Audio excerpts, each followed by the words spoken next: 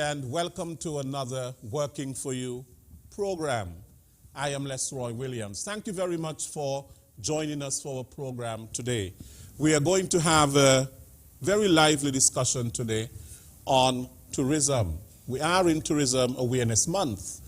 Tourism Awareness Month is celebrated in November. And of course, tourism plays a very important role in our socio-economic development here in the Federation of St. Kitts and Nevis. So today will be all about tourism and the important role that tourism plays. Of course, we know with the COVID-19 pandemic, tourism has taken quite a big blow. And we will speak about that as well, the pandemic and how it has affected the tourism industry. I have with me officials who work within the tourism industry. I have on my right Mrs. Carleen Henry Morton, who is no stranger to you. She is the permanent secretary in the Ministry of Health. Mrs. Morton, Tourism. welcome. Sorry? Tourism. Where am I getting this help from? Okay. In the Ministry of Tourism.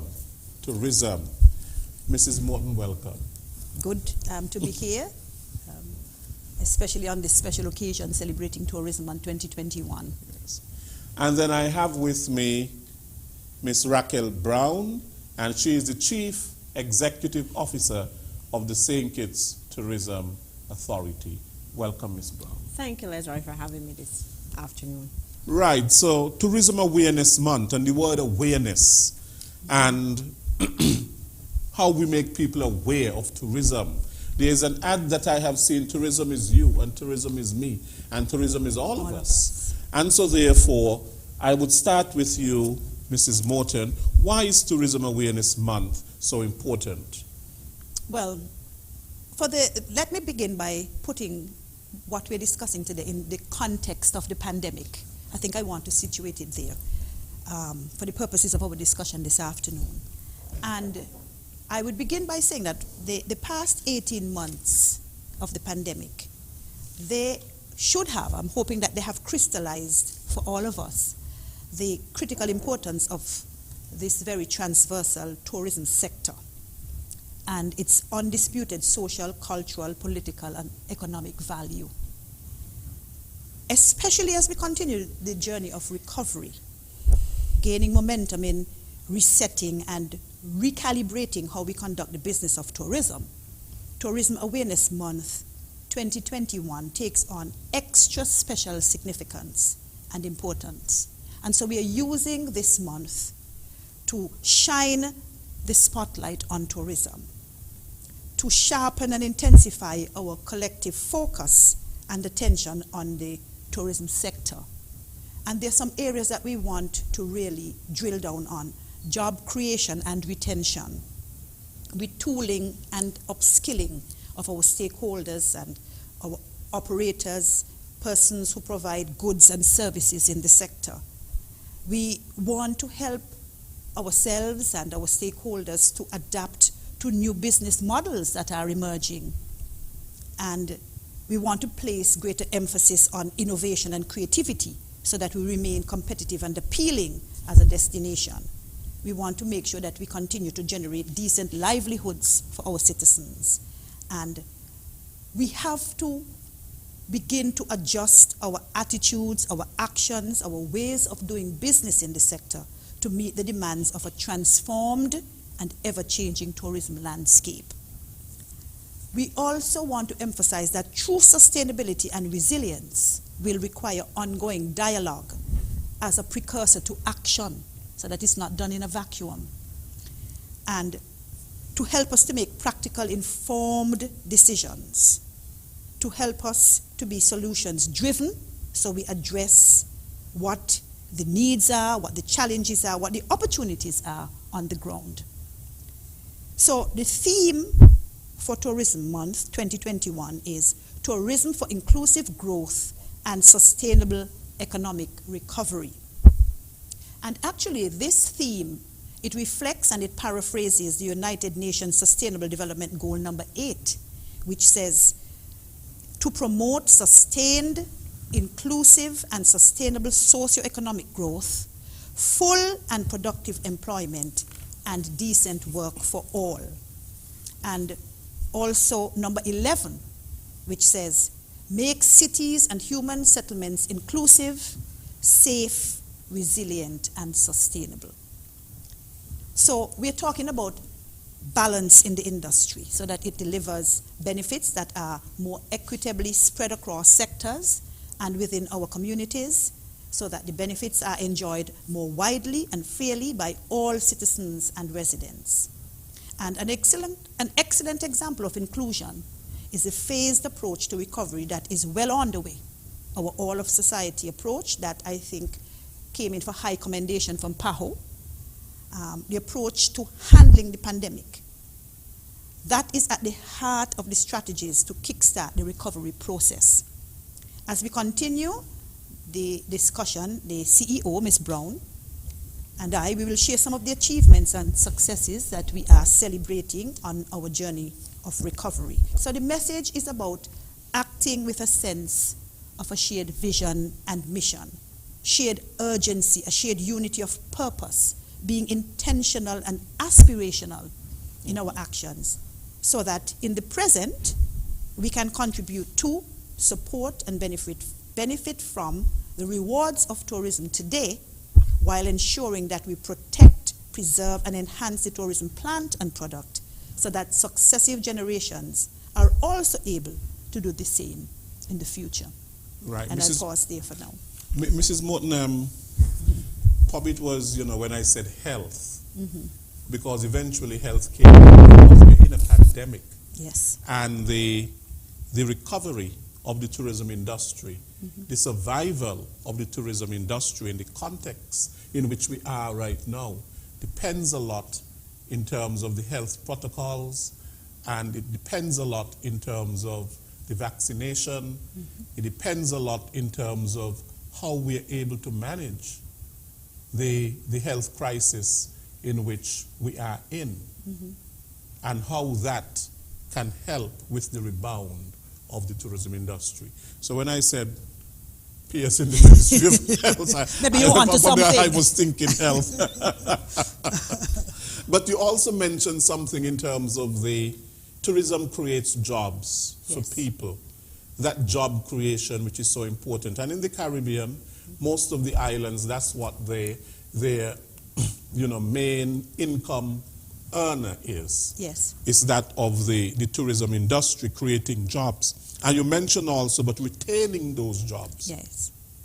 But what we have seen over the past 20 months is that a lot of jobs in the tourism industry were not retained because, of course, of the pandemic. And it helps us to see that while we rely so heavily on tourism, tourism can be a rather fragile industry. Yes. And also it is seasonal.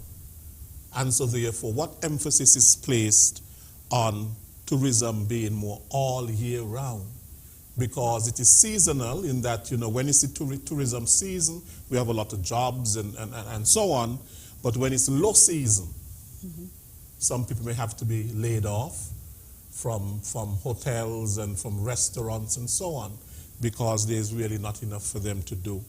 So how can we make tourism not just something that is seasonal, but all year, so that people will be able to retain their jobs?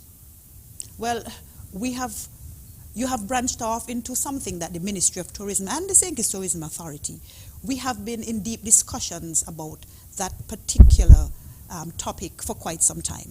And one of the ways in which that we would want to recommend we begin looking our stakeholders, our citizens, our residents, a lot more domestic tourism. I have heard that a number of our hoteliers and persons in the hospitality and accommodation sector, they're saying that COVID really taught them that they needed to be drilling down more, even before COVID, in appealing to, in trying to attract our local people. Because in a lot of these instances, it was the local traffic that kept some of them afloat. I am not saying that the returns are going to be as necessarily as high as if you're getting the US dollar. but it is something that will help you to stay open. It is something that will help you to keep persons employed, even if it is 3 days out of the week. It is something, instead of going home entirely and waiting until when we start again in November or October, right? So those are some of the things, and I want to take this afternoon, later on, because I want to give Ms. Brown an opportunity to say her piece, but community tourism is one of those areas that we are working very hard on developing, and it is an aspect of tourism that is doing very, very well in a number of other destinations. And I think that if we can get our providers, our stakeholders, our operators properly trained, skilled, understanding the business of how you expand your product and your services, that is an excellent avenue for us to begin to pursue. Mrs. Henry, in terms of the pandemic and how it has affected the industry, has there been any sort of evaluation done in terms of the effect on the economy economically? Do you know of any study that was done in terms of how the pandemic has affected the tourism industry, and what has been the loss in that industry, the fallout in that industry from the blow from the COVID-19? If I'm going to be honest, I think at this point in time it's still going to be anecdotal. I don't think that any empirical study basically has ever really been done. And we're still young in the pandemic to have, really, figures that we can rely on.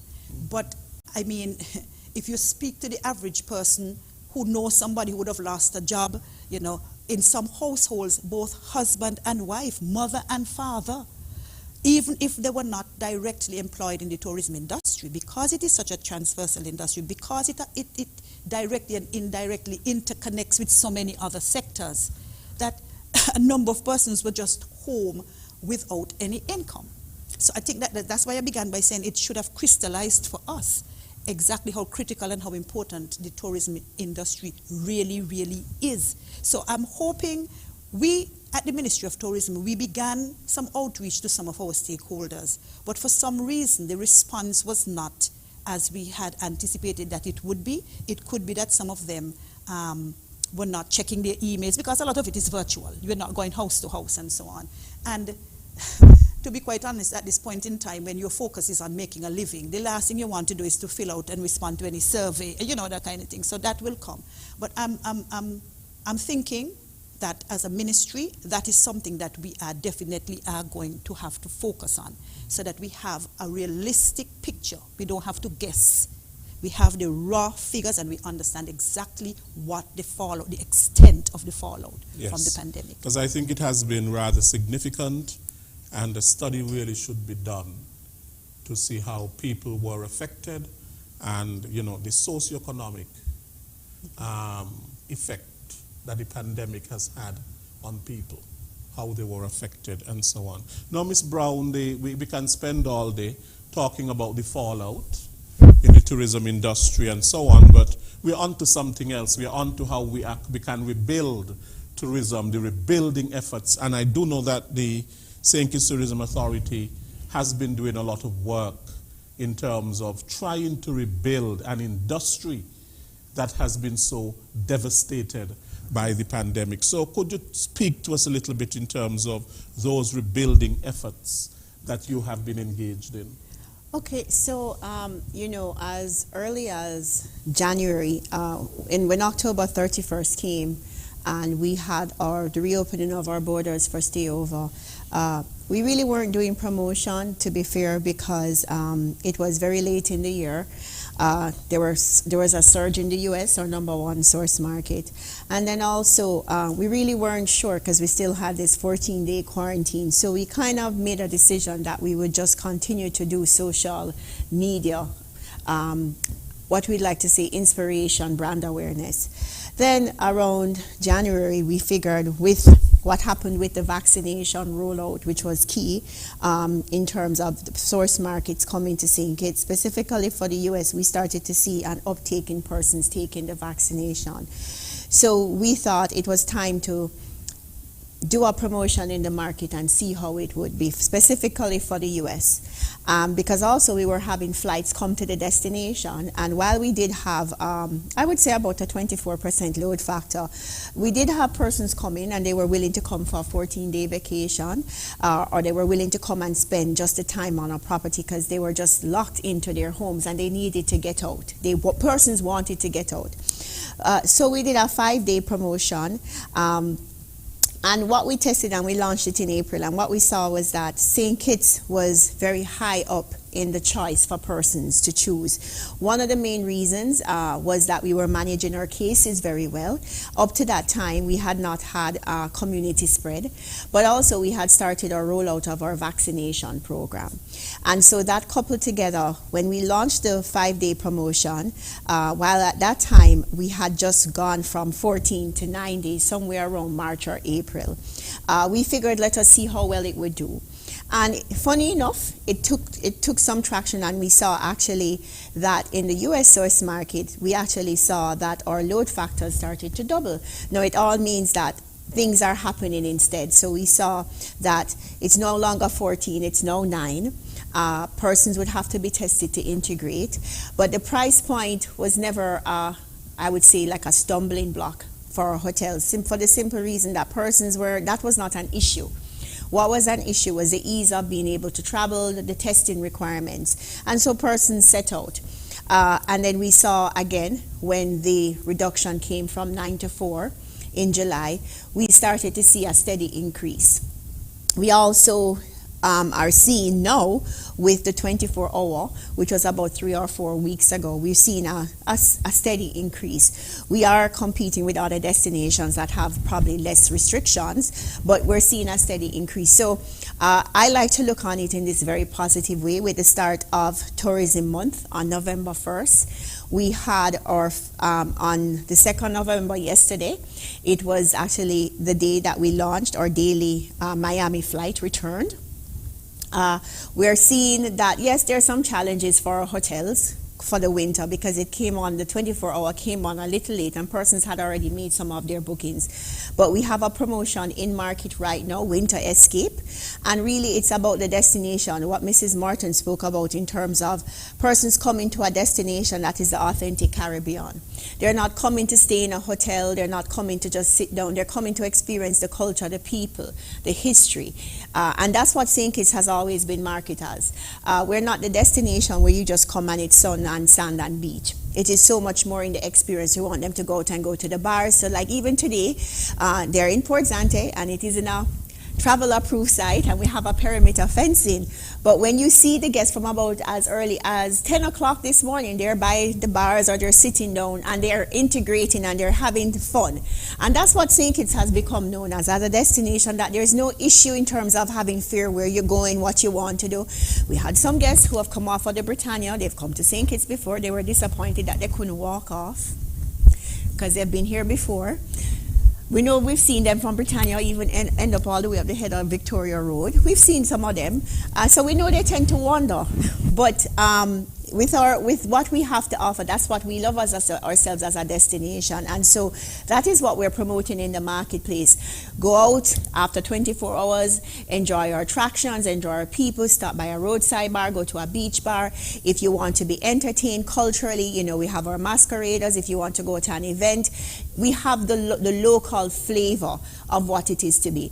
And we're finding that more so now than ever, persons who are traveling want to make sure that they're going somewhere what the vaccination rate is pretty high, but also they want to be able to immerse themselves. And I think for us that is where our overall brand campaign, Awake Your Sense of Wonder, is going to do very well, because it's not just about, say, sun, beach and sand. It's about really getting into the destination. Canada, similarly, we start our promotion in that market around May. And well, with the UK flight, with the restriction lifting for September 1st officially, we're now starting. We've been doing promotions, but really because there was no restriction in the market, people were hesitant to book with BA holidays. So now those are in market, and we'll start to see the trickle effect. I want to remind everybody though, we are not a mass market destination, so persons don't come in droves of, let us say thousands by airlift. They come in hundreds and they spend more. And the reason why they spend more, so it is low density, high impact in terms of their spend, because they're actually going out and they're doing tours. They're doing tours with our local persons. They're going to beach bars. They're going to restaurants. So I want us to remember that it was not just about persons coming, but also their ability to spend so that others in the industry can benefit from it. So for us right now, we're going to remain very steady in our source markets. Persons may ask about the Caribbean region. Not that we've left them out, but LIAT is not necessarily offering us the connectivity that we would like at this time for the Caribbean region. And so the business travel and what we like to call the visiting friends and family market that would come isn't available as it used to be, and that necessarily isn't great. But I do suppose, and not suppose, over the next year or so, I'm sure LIAT will continue to add flights and improve that experience so that they can come to the destination. Okay, now that ability to spend, Ms. Brown, that you spoke about is what really, helps the economy. Yes. And if we have tourists that are coming and they are not spending, maybe because they don't have the money to spend, because they visit them hard. And they just took a holiday or vacation. Yeah, so the whole thing is, I know that there are restrictions at the moment. Yes. But the whole thing is to get the tourists to spend more in the local economy. Because sometimes they may come off the ships, they're in a bubble. What is in the bubble is really limited. Yeah. Because then they can't go up the road and get the local food. And all of that sort of a thing. So there are still those restrictions, and so therefore that may hinder their spending in terms of what they are looking for. And sometimes too is that they have everything on the ship. Mm-hmm. So they come off of the ship and they just go back onto the ship when it's time for lunch. Correct. And things like that. So really the whole thing is to encourage a lot more adventure. Correct. We want tourisms that are coming, tourists that are coming, and how do we get them to be adventurous? Correct. We want them to explore the destination. And I think that's where, fortunately, St. Kitts has been very blessed and very lucky, because pre-COVID, we had shrunk what we would say the off-season from about, I would say, after Music Festival, which is about July, to September. So we had done very well. We had situations where we had cruises at least 2 or 3 a week. So when we went through this space where certain business would close down, they remained open, and it wasn't what it used to be in the winter, but at least we shrunk the gap. And so we were getting to a season of you had the winter season, and then you had the off-winter season, and then you had, I would call, the dead season. But we had grown the off-season between April and July. And we had started to see the benefits of it. And it is quite, I will say, it is very hard when, through the Ministry of Tourism and the Tourism Authority, we work so hard to get something, and then something like COVID comes. Not only does it wipe out your slow season, your no season, it wipes out every season. And so you're beginning to, because even now, even the visitor patterns and how they're reacting is very different, and you have to learn them all over again. We used to be very clear about booking seasons in terms of the time persons would book St. Kitts and the time to market. Well, everybody's looking now, so we have to be out in the presence and spending the money, versus that we would have a 90-day lead window. It's 3 weeks, and we're competing with those destinations that are 3 weeks. Now, we don't have the money to really compete at that level.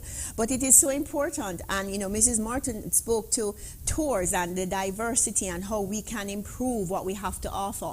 That is why St. Kitts did so well, because we found, and most persons don't understand this, when they come off to do a tour in St. Kitts, we have only locally owned tour operators and taxis. There's no foreign, complete foreign investment. There's no external person where the tour is being done and the money goes overseas. There are many destinations.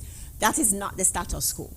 And so we are very lucky because persons are doing a lot of tours. Now, you may think a tour just going to, to Timothy Hill is not a big deal, but to the point, they want to experience. Where else can you go in the world and see an ocean and a sea? And you see a beautiful peninsula, and you're seeing a neighboring island. Let's be real, you don't get that close. And so persons, it's about that experience. And so St. Kitts has so much to offer. Or if you want to go somewhere such as, but back in the day when Spratnet would be open, if they were offering lunch back in the day, because they got to a point where they're offering daily service. We got to that point where we as locals knew what was open in the evenings, and then they started to take the risks to open their business for daytime. Well, COVID has come now, and it's mixed up quite a bit, and we're going to have to go through some teething pains. But the ability to spend in St. Kitts, what I thought was beautiful is that, and I know this is going to probably offend some persons, but it was here, and it was just not necessarily just retail. It was based on what they could get in an experience. They saw going to a beach bar as an experience, as much as they saw going on a volcano hike. And we, the people, made the experience worth it. It wasn't a template. Oh, you're going to see this, you're going to see there. No, it was beautiful, and you would find that you never got responses, and we rarely ever get responses that were negative, that the tour was not worth the value. You hear that in other places, but you don't hear that in St. Kitts. So it means that all of us together have made our tourism product, and you've never heard that this is overpriced. I'm not saying that persons weren't undercutting. That's a different discussion. Mrs. Martin, I know that is a different discussion. But you've never heard them say, oh, I paid for this and I never got a good experience. And so we have a very valuable product. The tourists coming off, like the ship yesterday, they were mostly persons who just wanted to do tours. Today, when I went down to see Britannia, it's a different ship. I tell you, the Britannia people like to walk. I don't know what it is, they just love to walk. They're out early, they went on their tours, and now they're all just waiting around. They're not going back on that ship until the ship hits that horn. They're not going until they hear it blowing. So they're different clientele, but I just want to say to everyone, this is our 1, 2, 3. In terms of not Seabourn Odyssey, which is anchoring at South Friars, this is our 5th ship today, since we started in September. Guess what? We have 2 more ships tomorrow. So in other words, over the last 4 weeks or 5 weeks, we've had 4 ships. But now in 1 week, we have 4 ships. It will get back to, it's going to build. And you see, I think we've done ourselves, the Ministry of Tourism and the Tourism Authority, an injustice, because there was some times when persons are complaining about why the ships coming on a Sunday pre-COVID. Oh, too many ships. We can't get to rest. People could choose, depending on the ships, what services they would offer. And we all want to get back there. But to the point, we have to do this carefully. It's a mixture. There are some ships that they only want to offer tours. There are some that only want to do volcano or hiking or adventure, really more of the soft adventure. There are some who only want to do cultural experiences. But we, the people, have to figure out and understand that each set of persons, cruise passengers on the ship, are not the same.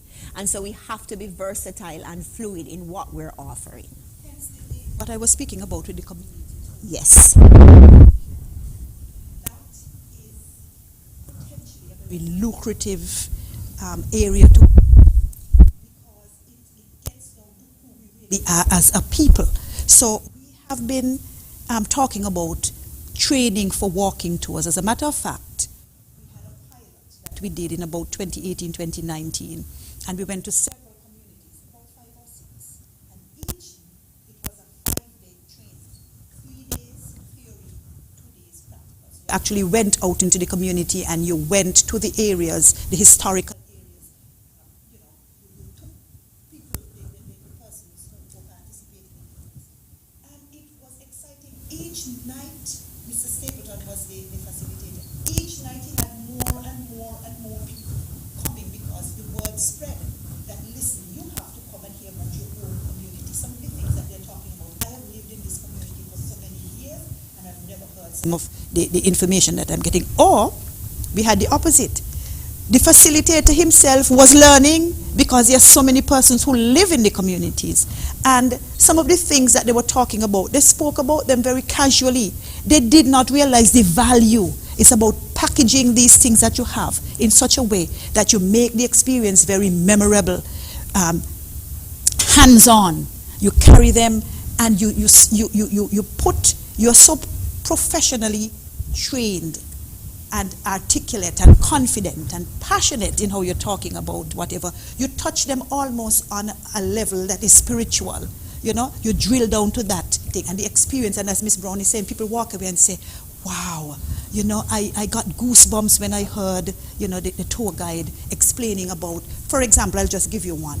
That little grotto that we have up in Challengers, where the Caribs were slaughtered.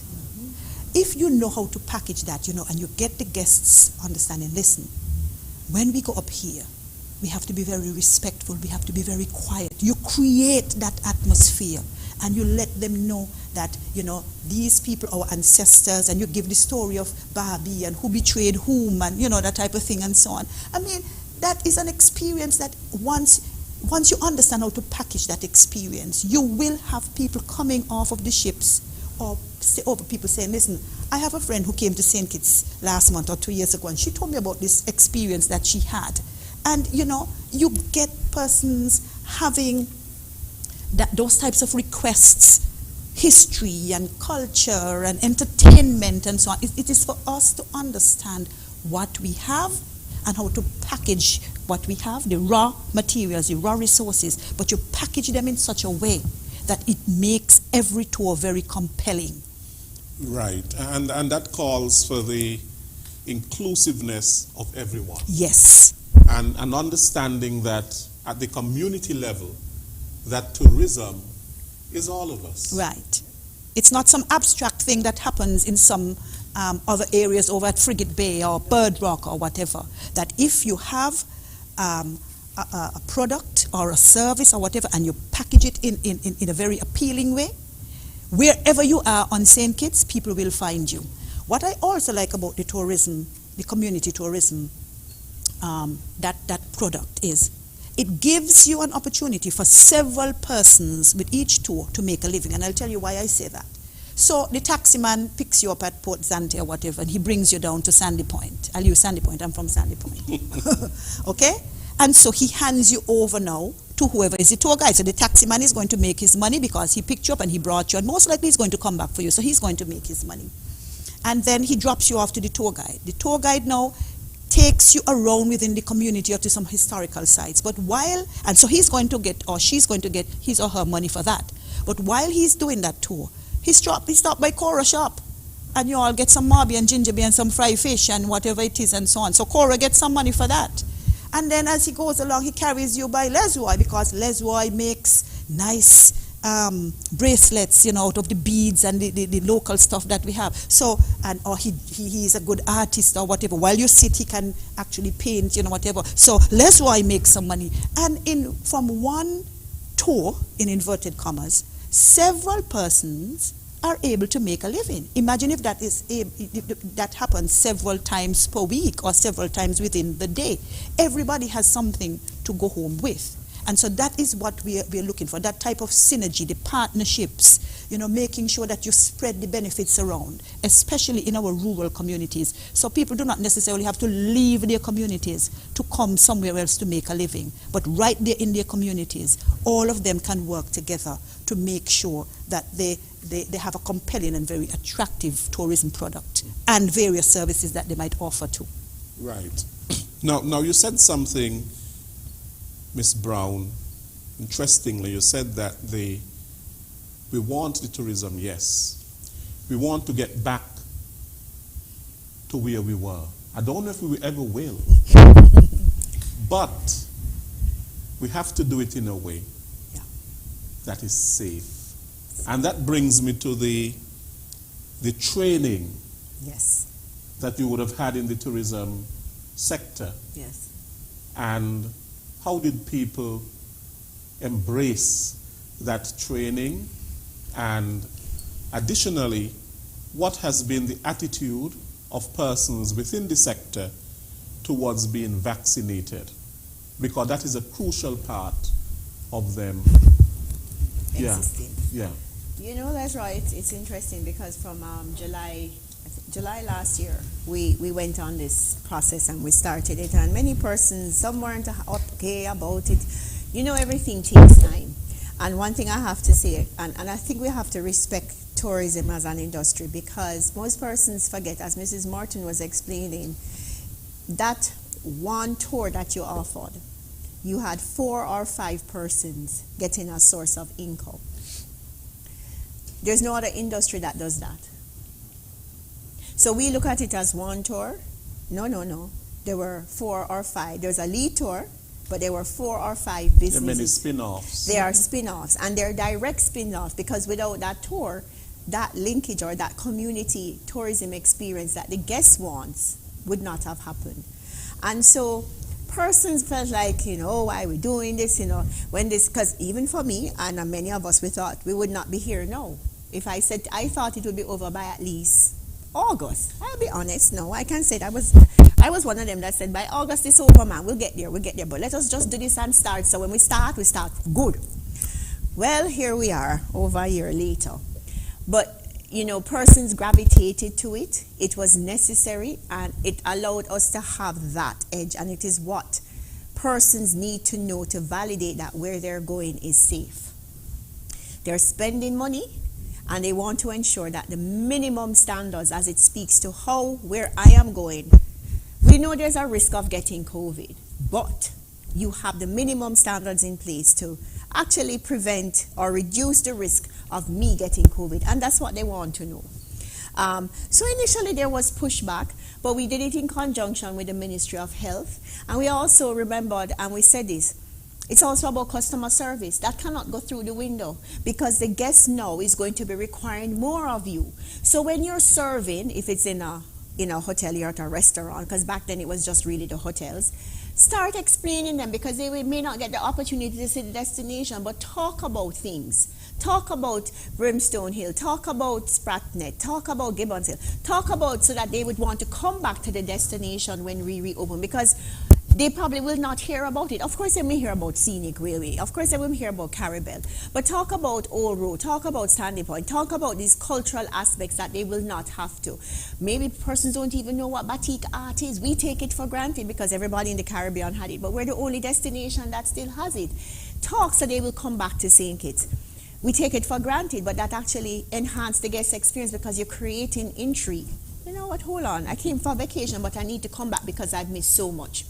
And the training allowed for the health requirement to be met. It allowed for the customer service requirement to be met. But also, I like to think of it not just because of COVID, but for tomorrow, whatever we're planning for, it is to help us that we can adapt to what can ever like this happen again. That is a global, what I call a global dynamic that we'll never ever experience.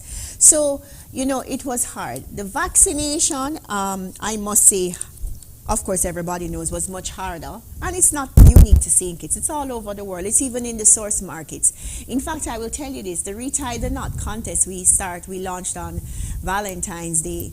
The couple that won was from the Midwest. They have not received the vaccine. We changed our requirement, May 29th, that you have to be vaccinated. They wrote and they asked if they could extend their vacation, because it was really up to December, of course. But they're not taking the vaccine. So we said, we'll give you until a year. But we cannot hold it out in perpetuity. And also, it has to be used in St. Kitts. You can't use it at another similar branded hotel, because they asked if they could use a branded hotel and get it there. That can't happen. But that is just to show you that we have persons in our source market who want to come to St. Kitts but aren't vaccinated. They are intrigued. So we are doing our job in terms of reaching the market, but we are going to reach everybody. Those who are indifferent, those who are vaccinated, those who aren't vaccinated, those who are on the edge and they're waiting. So it's not just in St. Kitts. It has been hard. The hardest was for cruise. We understood for cruise what we needed to do. We came up as early as around the end of January that we would have to have bubble vaccinated tours. Mrs. Martin, myself, Minister, and Mrs. Marshall, we've had several stakeholder meetings. Some of them didn't go very well. Persons were at the time, because it was just a rollout, and it's understandable, but I will say this, we did our job in terms of sharing the knowledge that was relative at the time. We understood what was required to get us going forward. We can't look back. And we have more persons vaccinated today than I think we would have ever had if we did not start the process of being inclusive, having discussions that were not easy. Some of them weren't easy, but we had them, and over a period of time. So from the first one we had, which was I think sometime at the end of February, straight through to June, we've had these sessions. Some of them have gone okay, some haven't, but they allowed for persons to voice their opinion in the industry. Some persons weren't happy, some persons were okay, some persons got their shots right after the sessions. But we understood that for tourism and travel, for it to work, the vaccine, whether you are for it or against it, the only way we could rebound tourism was with it. So I don't know. I am optimistic that we will get back to where we were, but it is going to be done differently.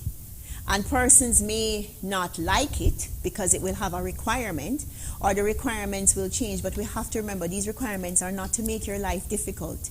It is to make sure that St. Kitts remains the premier destination, and it offers what it has to offer, which is our culture, heritage, sun, beach, and sand, because we are truly the traditional Caribbean.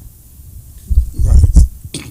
So all of that is important. The people in the industry Yes. must prepare themselves Right. for the new challenges and for the new norm. Right. if we The want to dynamics call in it tourism that. have changed. Right. The dynamics in tourism have changed, and so we might as well adjust our mindsets to accepting some of the things that perhaps maybe a year ago, 2 years ago, it would have been no way.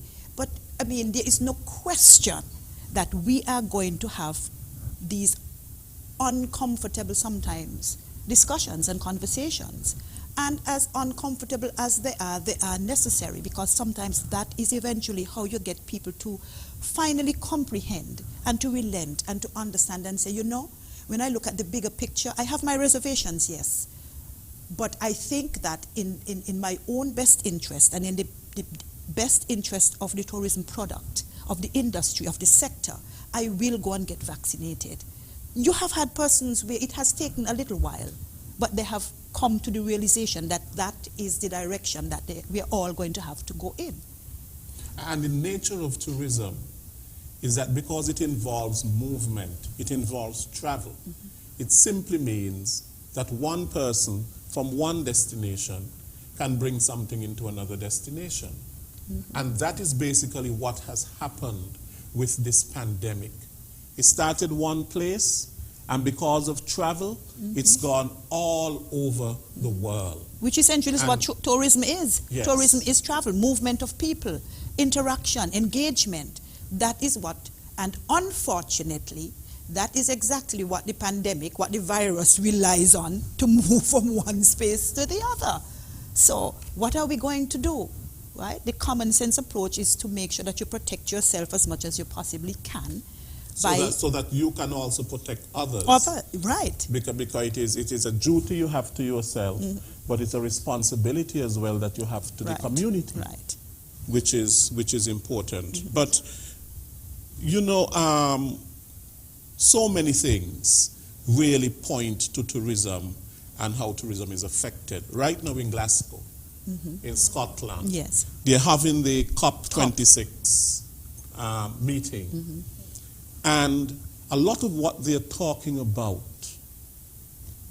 really has to do with how tourism is being affected right now and will be affected if people do not take certain actions to really look after the environment. Right, of course.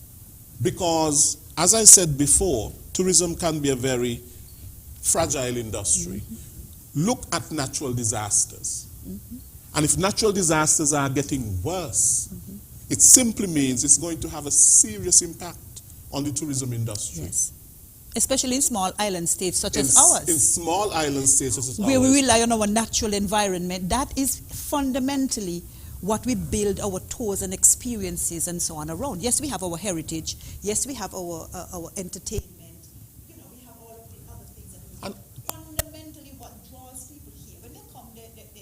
destroy the other things. But very often people imagine themselves in the islands on a beach. And look at what we're having. We're having coastal erosion. Sea level rise. Sea level rise.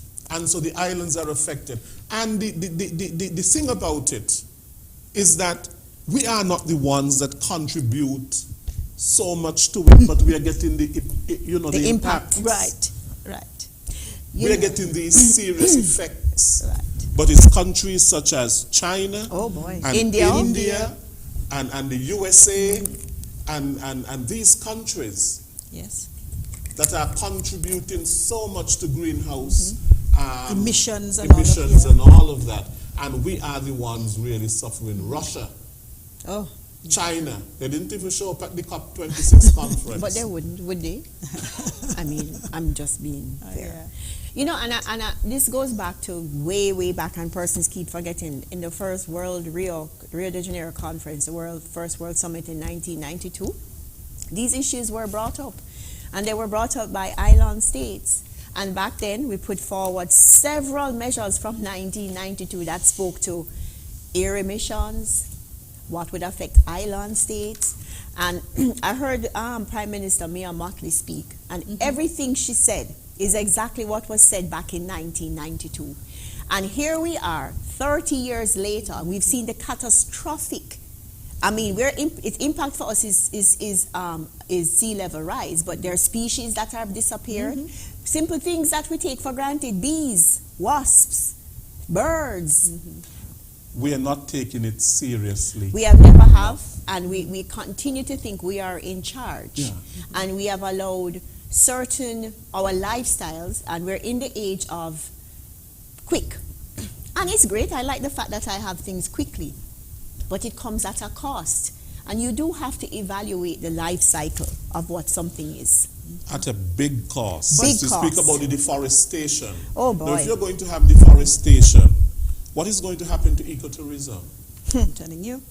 Yep. You know, the forests are the habitat for so many species of birds and other forms of wildlife and all of this sort of a thing. And not to speak about, the oxygen that we have to breathe, because plants give off oxygen. And so therefore we'll have less oxygen if we keep cutting down the trees. But Mr. Williams, and not replanting let me them. tell you, But it's about perspective, because what we are doing, if not the Ministry of Tourism, in our own little way, we want to make a dent. And so we have a committee called the Sustainable Destination Council. You know, in 2019 in Spain, Seville, Spain, we walked away with the award for the destination that is looking after. We are looking after the natural environment, sustainable. We are stewards. And I like to say that one of the things we should pride ourselves on, if nothing else in St. Kitts, is even while we are alive, we want to make sure that we are being good ancestors. So that when we die, we can say that we contributed to leaving some space, green space, for the persons who are coming after us. And that is the mission, that is the vision of the Sustainable Destination Council. It is a multi-party committee. We have people from electricity, people from the private sector, various government departments, and so on. And we pride ourselves on, it is chaired by Miss Daniel Taylor-Williams, Mrs. Daniel Taylor-Williams, the Assistant Secretary in the Ministry of Tourism. And she has been doing, it's not easy, because, when you have so many disparate things, sometimes people come, sometimes people don't come, but she's holding down the fort. We're holding down the fort. And I'm happy that you mentioned that word, sustainability. Yes. And Ms. Brown, I think you mentioned it as well, because when we speak about sustainability, we're not just talking about the here and now. No. We are talking about preparing something better Right. for those that come after us. Right. And so therefore it is generations to come. Right. And all because you hear them talking about COP, some of them committing to 2070 to have to do with coal and all that sort. I will be dead by then.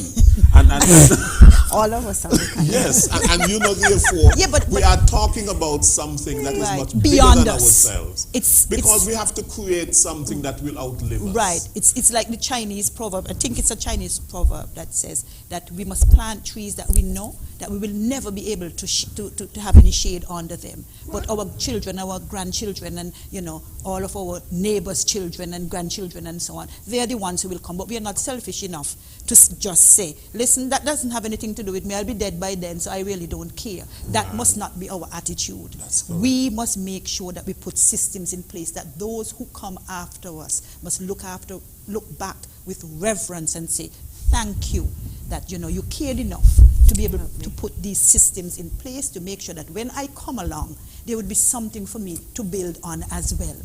And on that note, Mrs. Morton, could you tell us a little bit about the apiary project? Yes. Because that has to do with The the bees bees. and all of Yes. that. And then also the strip. Okay. The nourishment exercise. All of these things have to do with nature and so on, right? So it's an apiculture and biodiversity project, and the Eco Park, the St. Kitts Eco Park, was identified as the site on St. Kitts because it is a federal project. St. Kitts and Nevis will be benefiting from the Global Environment Facility, GEF, Small Grants, UNDP Country Program. And it is set to be implemented this month. I think we're going to have our rollout.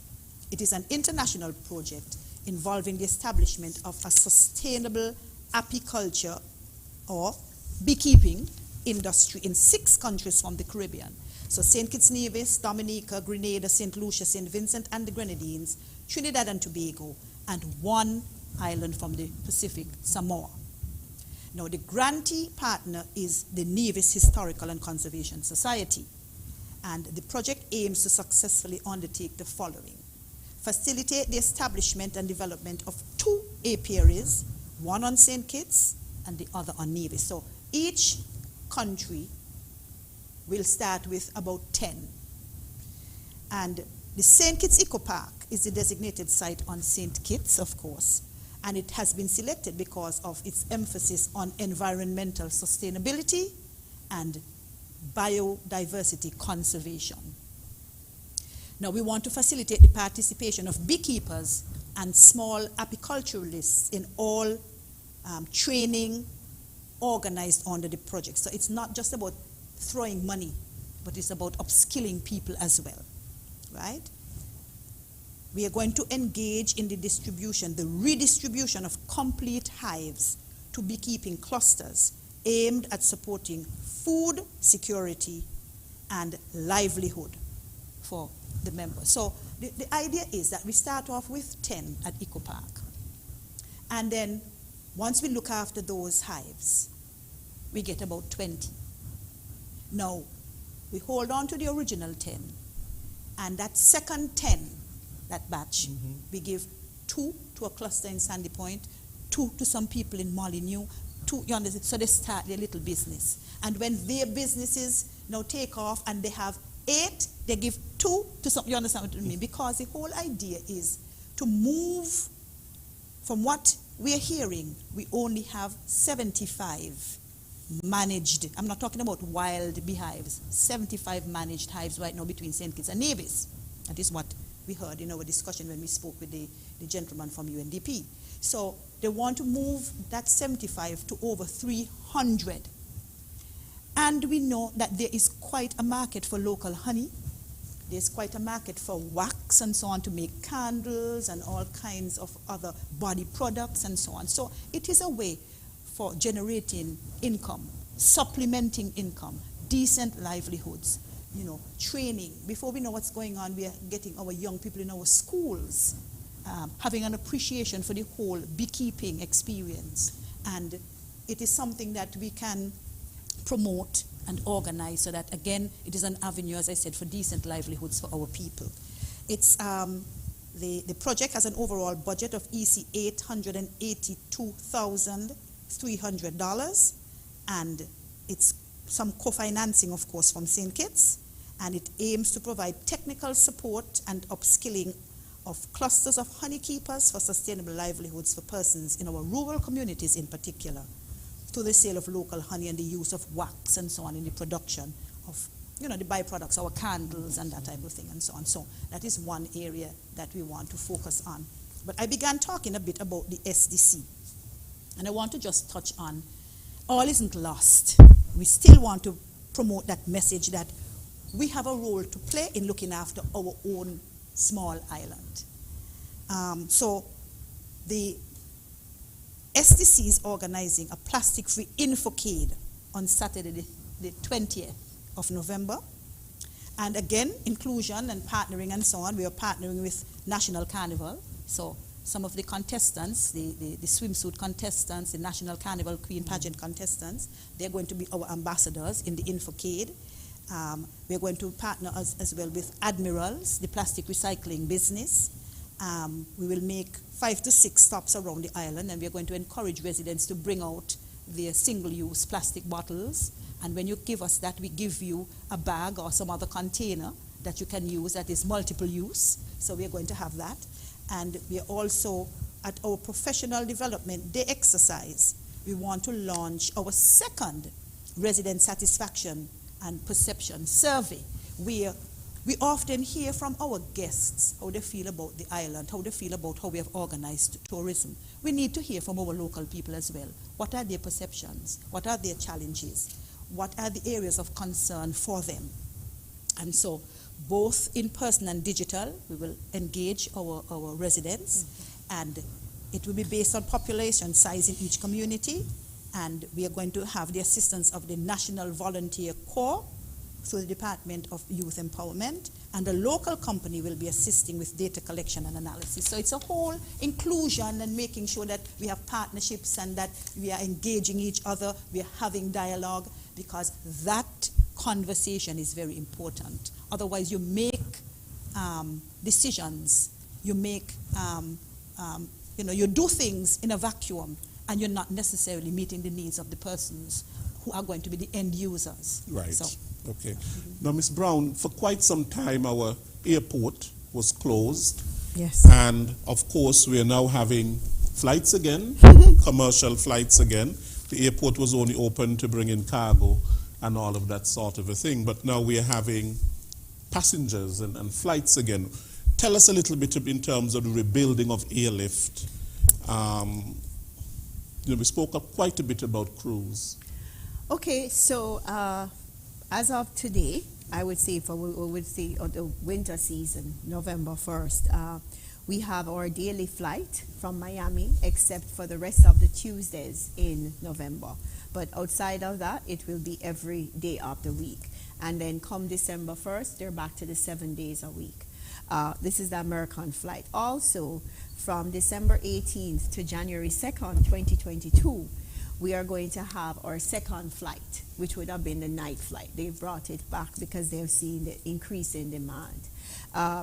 We are also seeing on December 18th, we'll have United out of Newark return, and we'll also see the Air Canada flight return on December 19th, the Sunday.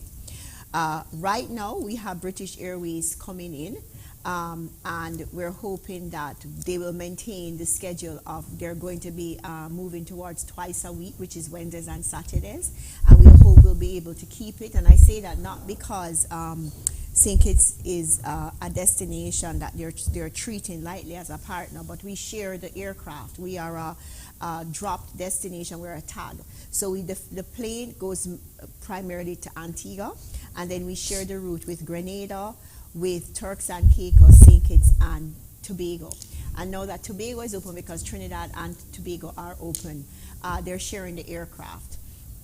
Also, they have reduced the capacity with the U.S. now opening. The planes that were available that were flying Antigua and Barbados, they're now gone back to the U.S. So we're seeing some dynamics there, but we continue to push the destination forward.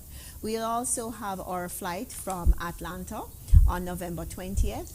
And Charlotte also starts, Charlotte starts November 20th, and then Atlanta starts just before the winter, the 18th of December. We also are going to have our American Airlines flight commence on November 20th. It would go on a little bit of hiatus after Thanksgiving, but it will return for December 18th and then fly for the season on a Saturday. So we are getting there. And I think what is important is that everyone in the destination, this has not been easy because there's a shortage of aircrafts and there's a shortage of crew.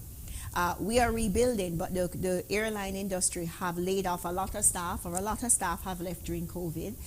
There are a lot of planes that are sitting down in parking lots out in the western part of the United States, and they need also pilots. And a lot of pilots have not returned, the experienced ones, or the older ones, because they would have lost their benefits, or they've given up their benefits, or they've found better jobs doing cargo. So I'm not sure if everybody realized that on Friday, because it didn't impact us, but American Airlines canceled about 500 flights. And they said it was weather. Still waiting to see the weather, because I don't know no storm, but I'll be nice about it. But there are a lot of people stranded. And everybody was like, in which weather? What storm in the mid? Because everybody's asking in the travel industry, what weather are you talking about when you see it? And the cancellation, because it affected many persons. They did have some weather. So the question is not that they didn't have some inclement weather. Mm-hmm. The question is, should that inclement weather have caused the cancellation of so many flights? Correct. It wasn't a blanket snowstorm that we have seen. It was weather, and it was heavy rain, lightning, and thunder, but not what we've been accustomed to, where we see heavy snowfall blanketing maybe the Midwest or the Northeast. We've seen that. That's what everybody was saying, on social media. So we've gone through, but I will say that for us, we were blessed because we didn't have any flights. On the Friday, our flights remained Saturday, Sunday. They weren't canceled, but in other destinations, they were. It's getting back to normal, but that's the reality of it's the biggest airline carrier in the United States. So we're dealing with those changes that while we are rebuilding, they also have to figure out how they're going to hire persons. And if it's one thing we've learned in the travel and tourism industry in the United States, that many persons are choosing what they want to do if they really want to go back to their old jobs in travel and tourism. So I think going into the winter, we have equipped the destination. We've done very, very well. The minister has worked hard to make sure that we have the airlift for our hotels. There is a daily flight coming out of Miami, which is our main airlift carrier. We have from our other source markets. So it's a slow rebuilding, but I believe that in everything it takes time. It doesn't happen overnight, and we will get there. We will get there. Right. Now okay, so we are having an increase in our airlift. Yes. And it's visible. And we're also having an increase in our cruise. Yes. And that too is visible. Yes, so people are really seeing it. Mm-hmm. that the tourism sector is on the rebound. Yes. And that word that you keep hearing so often now is a phased approach. Yes. A phased approach. It's not going to happen overnight, but in phases. And it has to be done like that, because should you ask Miss Brown to steal Miss Brown's boss? Should you fly the gates? She likes to say that. If something begins to go the floodgates, you mean? Right. Yeah. She says you fly the gate. Miss Brown likes to say fly the gate. If something begins to go wrong, then you don't know where to turn. You cannot pin it down to exactly where we began having gaps. If you do it incrementally, if you do it slowly, you are more likely to be able to say, this is where we began having a problem. So that is the way we would need to be, the direction we need to be taking for now. Yes. Mrs. Borden, stick it there. We're going to go to the phone lines. Remember, this is also a call-in program. Oh. So the numbers to call are 466-2666. That's the landline. The cell numbers are 662-8674, 662-8674, 767-4765, 767-4765, and the overseas number is 1-239-645-4500. We welcome your calls. Right. So we were saying that it's a phased approach, and we'll get back there in phases. And, it's not about just opening up the floodgates, because that would create some problems. Problems. You fly the gate. Fly the gate. You fly the gate. Right. So, the Strip Beach Nourishment Exercise. And what is happening at this strip? Can you give us an update at this strip? Yes. Things seem to be moving sometimes, I think, very slowly there. Yes, well, I'm speaking now about the beach nourishment. The nourishment, Right. yes. The land side of things, that has slowed down because we are realizing that we need to work on certain areas, make sure that we have, for example, the sewage treatment systems in place and so on. So we have to do that because that is foundational to a number of the other things that we need to go on to do. And we are finalizing that arrangement. We already have the contractors who are going to deal with that and so on. So we will move into that phase shortly. However, we are on the final legs of the beach nourishment exercise. And we have to see the results, good results that the designers had promised us. Quite a bit of beach has come back. We have heard from persons who are using the beach that they can see it. The marine life has begun to colonize some of the structures, the breakwaters and the groins and so on that they have put in, so that it is good snorkeling now. People can actually go in and see the fish and the plants going and everything and so on. So we are on the tail end of the beach nourishment exercise. And I must say, by and large, we are very, very happy with the results that we are seeing. Again, that is going to build up over time because that is what the groins and the breakwaters are all about. They are to trap the sand so that the sand builds back the beach. So we are there. I'm also very happy where jobs are concerned to say that the two companies are two local companies who implemented Rock and Dirt and St. Kitts Marine Works, two local companies who are implementing the project. And the marine engineers are also two young brothers, Transglobal Limited. So yes, the designs were from overseas, but the implementation, the actual construction and the management and so on, those were done by local companies. And when you combine all of the persons who were hired and everything, I'm sure it is over 100 and something persons who were hired to make sure that that particular project that we are at the tail end of, I'm telling you, that it was actually, it came to fruition. So we are very happy where that is concerned because, you know, in tourism, we are very, very much, we want to make sure that our local people get work. Even if it is over just a period of months, wherever we can, we try to make sure that our local people are the ones who are getting the jobs. And so that's what it's about. We are very happy about that. And we're getting ready now to move on to the next leg of the beach nourishment exercise, which is going to be at Friars Bay. So I think sometime this month, we are going, this week actually, we are going to meet with the stakeholders at Friars Bay. As a courtesy, you don't just go over there and start to do things and you have not had a little consultation, some discussion. If there are persons who want to ask questions, you give them an idea of what the finished product is likely to look like and so on and so forth. And then we will begin mobilizing for Friars Bay. Okay. Ms. Brown, what about the hotels? How have you seen the hotels have really prepared for the reopening of the cruise sector, the tourism sector? How prepared are the hotels, and what did they have to do to be approved for this? For the travel approved. So they started the process from last year, September. Most of the hotels, it first was done through in terms of the task force approving the branded hotels because they would have to meet international standards. And so at this point in time, truthfully, we have between St. Kitts and Nevis, we have about 7 or 8 properties that have met the travel approved status. There are properties though, such as Owali and Timothy Beach, that are very important for the UK market, and also for Timothy Beach, important for the Canadian market, that have not been travel approved. And it was, we must be truthful and understand that they are small, small boutique properties owned by petitions and divisions. And it's not easy to meet the security requirements that were put out when we had 14, 9, and 4 days. And so now that we're at the 24-hour process, their documentation will be or has been submitted to the task force and will get there. I think what is important is that, we do need to have all of our tourist accommodation for St. Kitts in our room stock availability.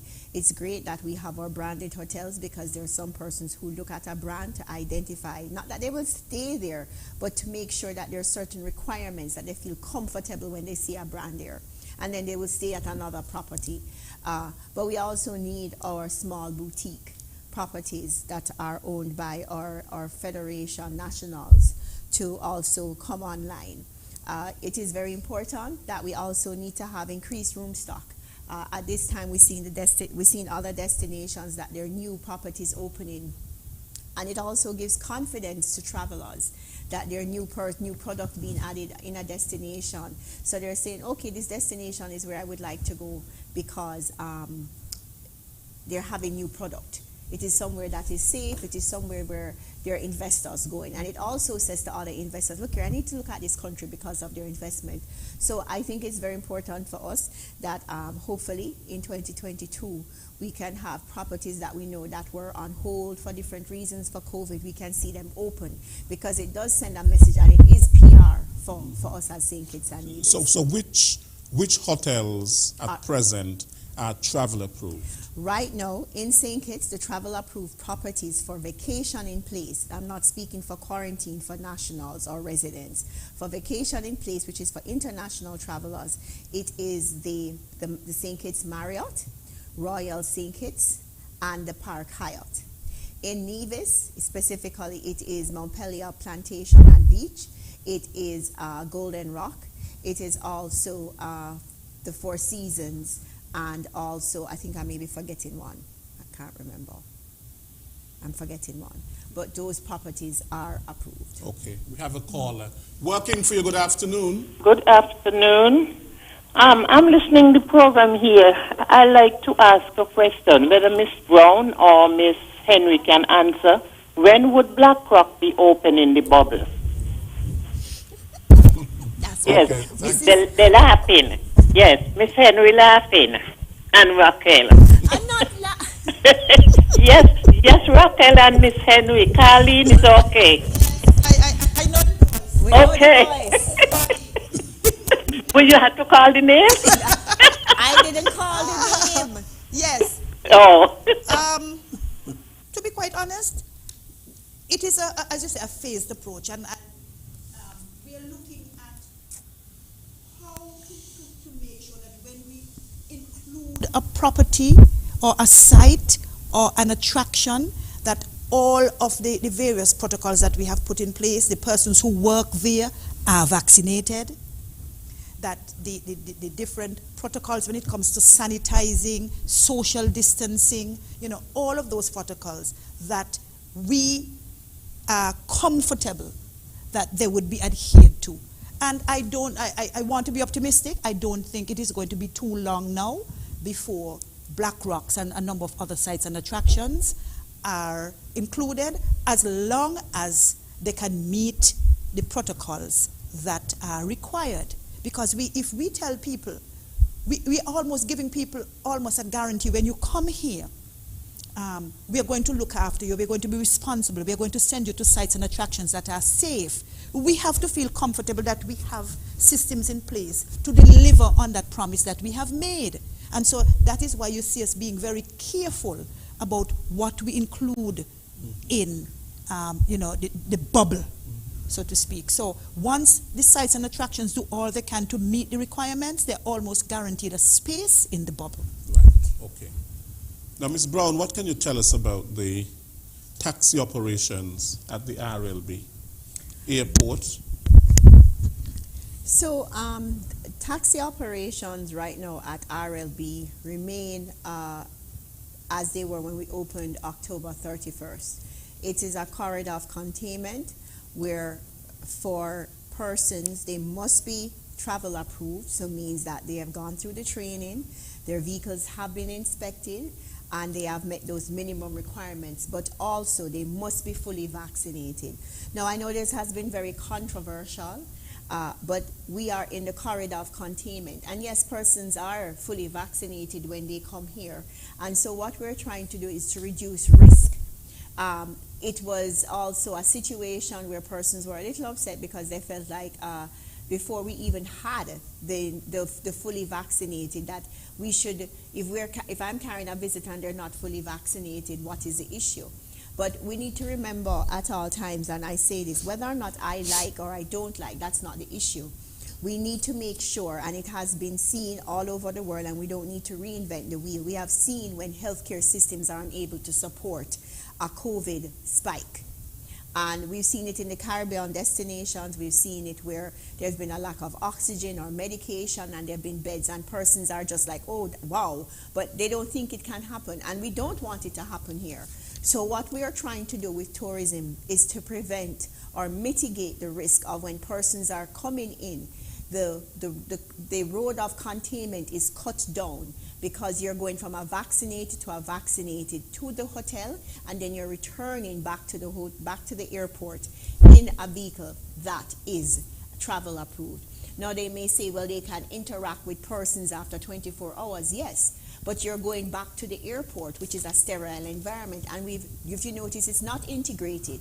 What we're trying to do with the Ministry of Health and the task force is to reduce risk.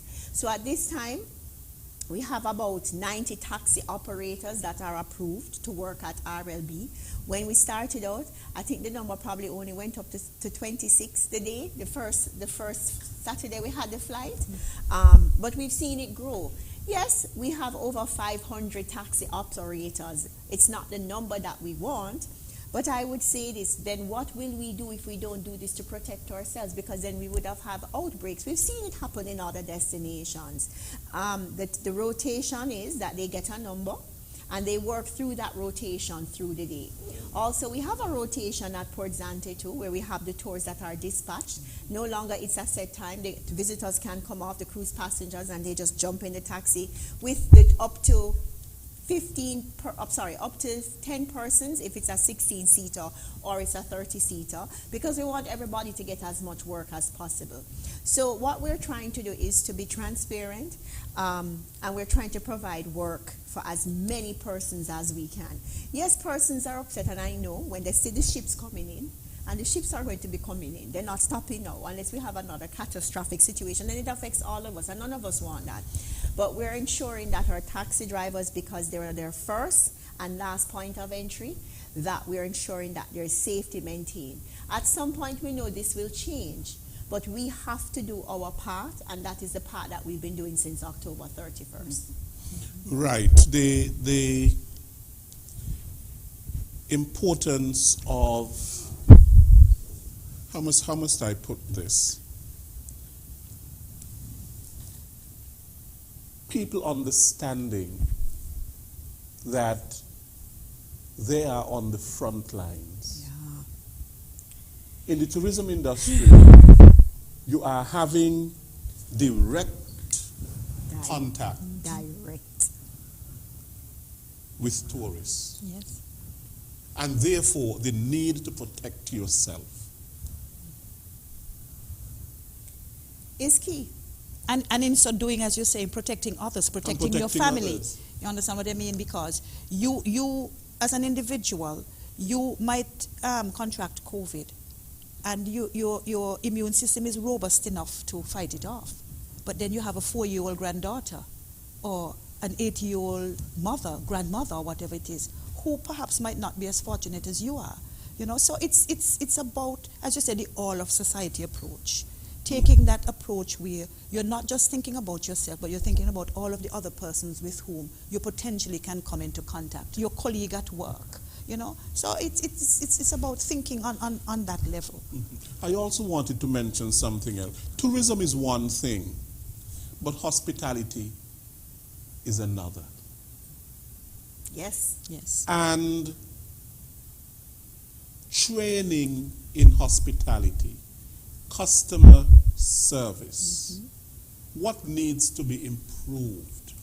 Because yes, we are known as a hospitable people.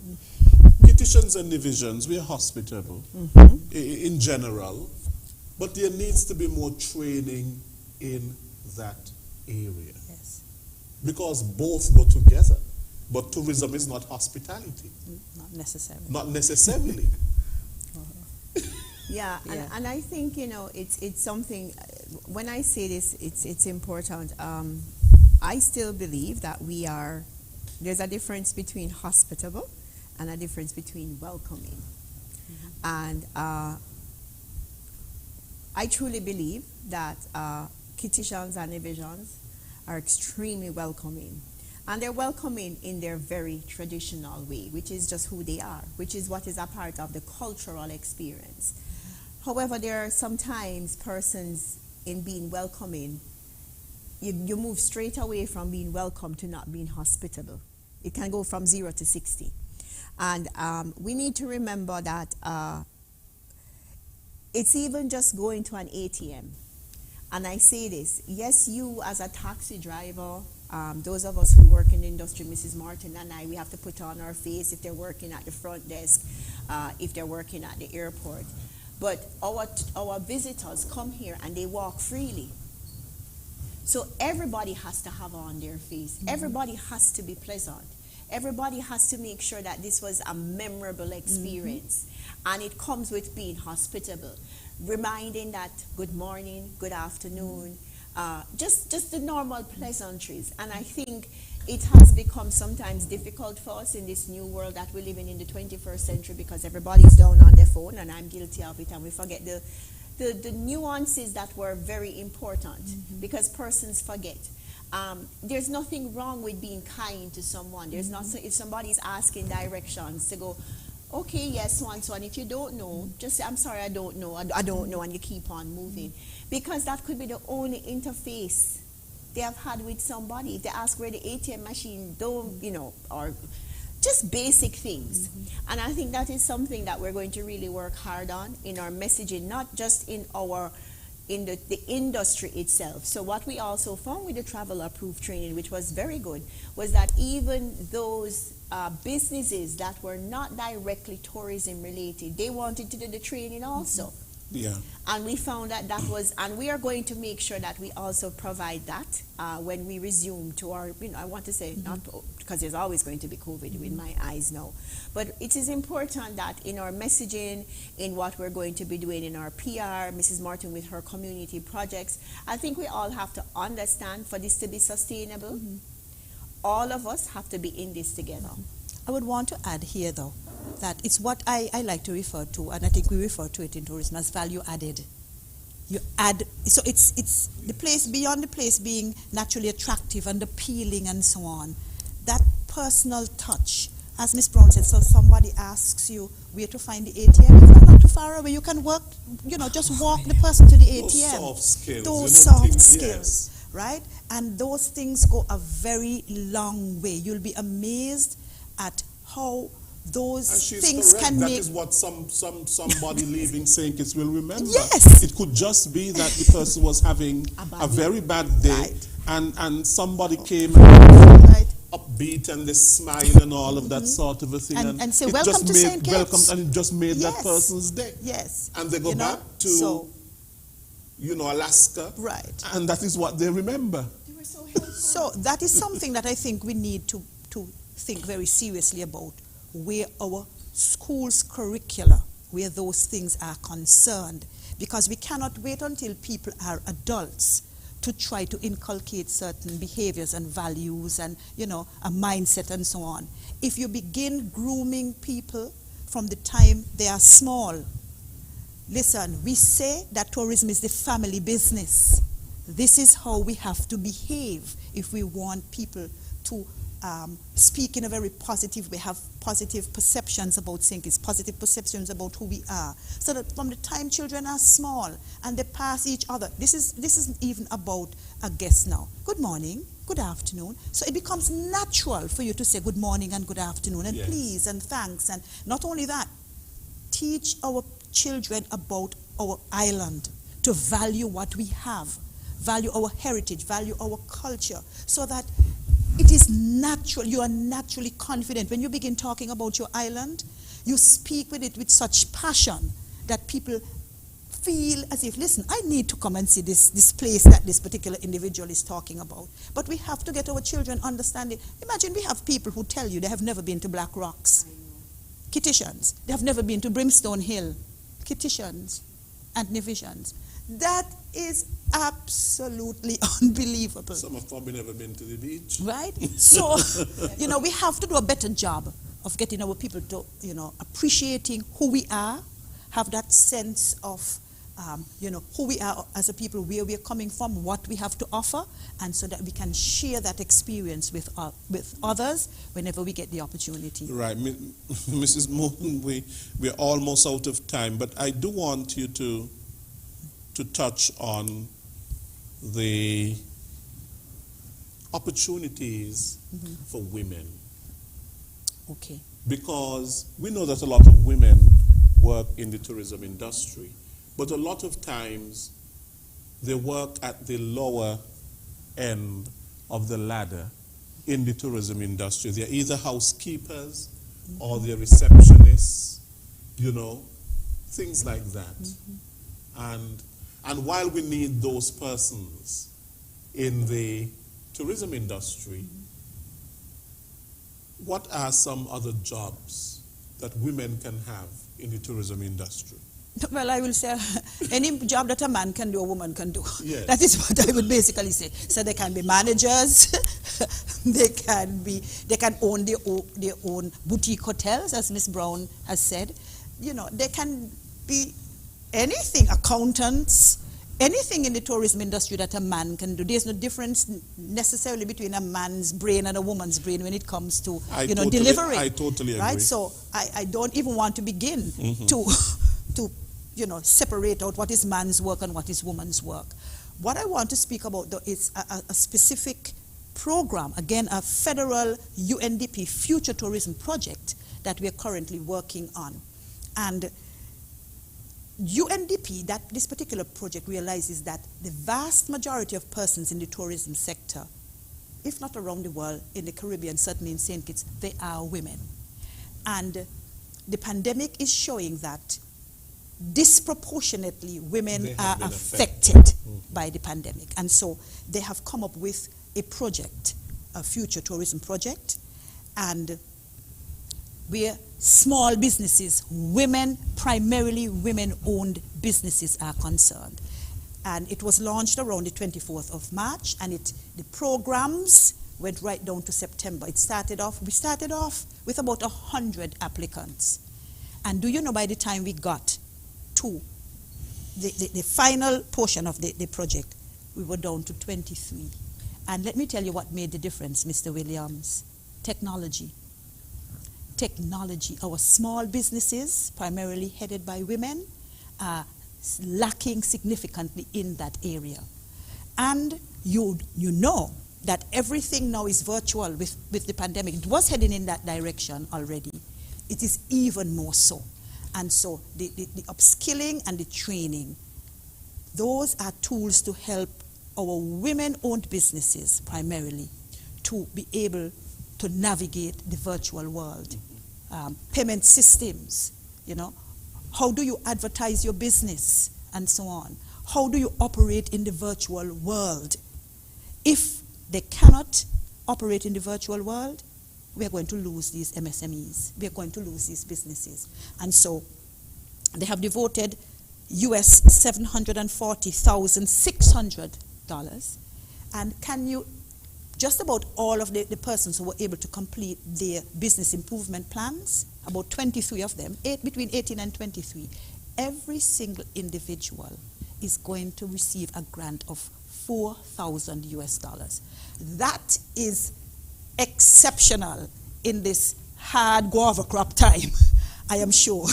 and so the focal point, Ms. Novelet Morton, she resides at the Ministry of Tourism. She has done a fantastic job of steering the program, and we are going to make sure that our small business people, that they are properly trained so that their businesses can be successful and they can, get through the pandemic as best as they can. But that money is going to come in very handy for a lot of them. Sure.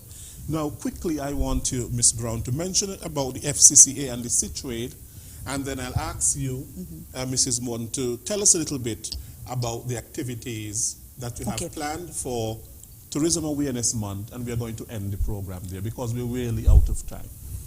Okay, well, for us, I am very glad that Minister Grant led a delegation to go to SeaTrade. It was September 27th to 30th in Miami, Florida, at the Miami Convention Center.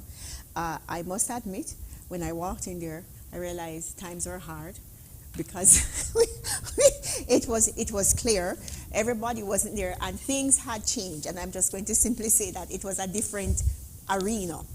But I'm glad we went because it sent a signal to the cruise lines and the brands that St. Kitts was ready to do business. We had very good meetings. In fact, we were told by one cruise line in particular that our protocols were stricter than theirs, and we all got whiplash. But it was important for St. Kitts to be there. The Caribbean was also represented. But I think in St. Kitts being there, the destination gave a voice to the cruise industry that we're in this with you together. We're all in a struggle.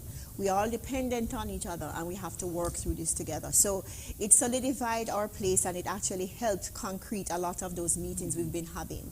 FCCA was a follow-up to go. Melnesia Marshall, our product development manager, represented us because it was in the time of estimate, so unfortunately all of us could not go.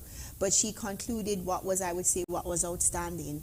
And today and moving forward, that is a result of that. And so what we began in the year with meetings and back and forths, and even still like up to yesterday, we're having exchanges with cruise lines. It's very important that we not just go dark with anyone in the industry and that we keep our presence. And if it's one thing that I've always known, but I also want to say that you cannot afford as a destination to not, even if it's not good news, you have to give them updates. So I would like to say that the hard work that we've been putting in from January of this year, we are seeing the fruits of our labor, and we are seeing what commitments have been made, and Minister Grant has been leading the team, and it's not been easy for us, but we are seeing the progress. And I like to say this way, there's a ship out there today, there was a ship out there yesterday, there'll be a ship tomorrow, in fact two.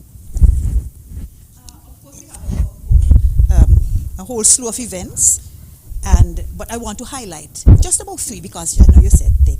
So we have a hike and wellness walk to Hermitage Estate this coming Saturday the 6th, and we are inviting the general public. Just before I left, one of the officers told me we already have 26 persons who have registered. So I am excited. I'm very, very happy that persons appear to be interested in coming along.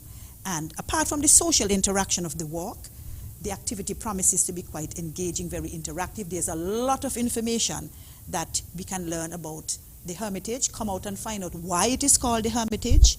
And as a matter of fact, I've been made to understand that it was one of the test cases that the abolitionists used to say why slavery should be abolished, because the slaves on that plantation, even without the master being available, they managed the estate very, very well. So it suggested that you didn't have to be beating and bludgeoning and, taking advantage of persons to make them work. Then we have the beach cleanup, which takes place at Reggae Beach on Saturday the 13th. And we have the plastic infocade that I spoke to you about, which takes place on the 20th. But if you go to Instagram and Facebook, Faces of St. Kitts Tourism, you would find the calendar there, and you would be able to identify several activities in which the general public can participate. Right. Well, Mrs. Morton and Ms. Brown, I want to thank you so much for coming and sharing with us. I know we can go on and we can share and we can share.